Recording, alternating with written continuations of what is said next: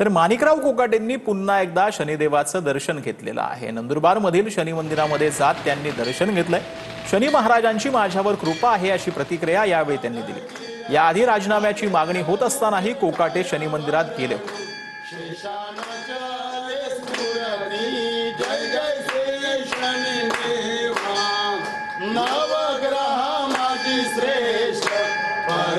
शेवटी परमेश्वराच्या कृपेशिवाय समाज चालूच शकत नाही।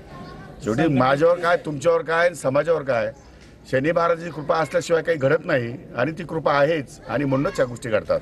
त्यामुळे त्याचप्रमाणे माझ्या जीवनामध्ये घडला असेल तर शनी महाराजांमुळेच घडला असेल असं माझा पण समज आहे। परंतु आपल्या मागे जी काही लागलेली जी काही शनी होती ती दूर झाली असं मला असं वाटत नाही। शनी बिनी माझ्या पाठीमागे लागलेला असं वाटत नाही। शनी खंबीरपणे माझ्या पाठीशी उभा आहे असं माझं शनिदेवाच्या बाबतीमध्ये मत आहे। त्यामुळे शनिदेव मागे लागले म्हणून काहीतरी करावं लागतं असं काही मला वाटत नाही। भगवंत शनिदेवाच्या या तीर्थक्षेत्री मंत्री महोदय साहेब आले आणि पूर्ण महाराष्ट्राच्या जनतेसाठी जे काही मागणं त्यांनी केलेलं आहे आणि मला असं वाटतं भगवंत शनिदेवाने ते परिपूर्ण केलं।